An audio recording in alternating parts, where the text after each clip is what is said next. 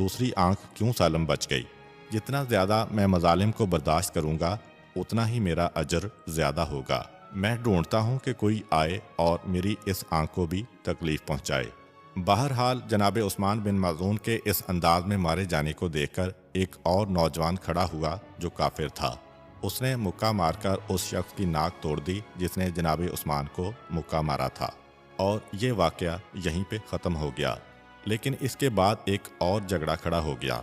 जब लोगों को इत्तला मिली कि हज़रत उम्मे सलमा के शौहर हज़रत अबू सलमा हज़रत अबू तालिब की पनाह में चले गए हैं, क्योंकि उनका कबीला उनकी जान का दुश्मन हो रहा था। हज़रत अबू सलमा का ताल्लुक़ कबीला बनु मखज़ूम से था और उनकी वालिदा जनाब बर्रा हज़रत अबू तालिब की बहन और पैगम्बर इस्लाम सल्लल्लाहु अलैहि वसल्लम की फूफी थीं।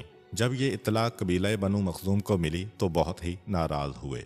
गुस्से के आलम में हज़रत अबू तालिब के मकान पर पहुँचे और कहा कि ए अबू तालिब, ये कैसा इंसाफ है कि तुम्हारा भतीजा हमारे पूरे शहर के खिलाफ जा रहा है। तुमने उसको अपनी पनाह में ले लिया और अब हमारे कबीले का आदमी भी तुम अपनी पनाह में ले रहे हो।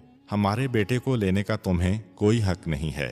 जनाब अबू तालिब पूरे जलाल के साथ कहते हैं कि खबरदार, आगे कुछ ना कहना। अगर वो मेरा भतीजा है तो ये भी मेरा भांजा है और अपने भांजे की मैं हिफाजत करूँगा। कबीला बनु मखज़ूम और ज़्यादा गुस्से में आ रहा है। कभी कभार परवरदिगार हक की मदद दुश्मन से भी करा देता है। चुनाचे इस मौका पर अबू लहब को भी गुस्सा आ गया।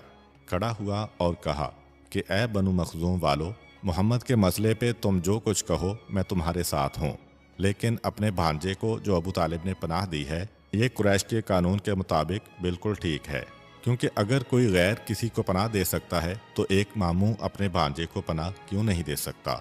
अब अगर तुम कुछ बोले तो मैं और अबू तालिब एक साथ हो जाएंगे। ये बनु मखज़ूम के लिए ज़्यादा बड़ा नुकसान था। अबू सलमा हाथ से निकल गए, कोई बात नहीं। अबू लहब अगर हाथ से निकल गया तो ज़्यादा बड़ा नुकसान होगा, क्योंकि पैगम्बर इस्लाम सल्लल्लाहु अलैहि वसल्लम के मुखालिफ मिशन में अबू लहब उनका एक अहम साथी था। उन्होंने कहा, हम माफ़ी मांगते हैं और हम जाते हैं, आपको नाराज़ करना हमारा मकसद ना था। इस तरह हज़रत अबू सलमा हज़रत अबू तालिब के घर में आ गए। पैगम्बर इस्लाम सल्लल्लाहु अलैहि वसल्लम ने इस पूरे काफ़िले को वापस खुश आमदीद कहा और अब असली प्रोग्राम बनाया गया कि अब किस तरह हमको हबशा वापस जाना है। ये वाक़या शवाल में मुकम्मल हो गया कि जो पहला गिरोह गया था वो वापस आ गया। यहाँ तक कि अगला साल शुरू हुआ, सन 6 बेअसत नबवी। पैगम्बर इस्लाम ने अब सही मानों में एक काफ़िले को तैयार किया। 83 मर्द हैं, 18 औरतें हैं।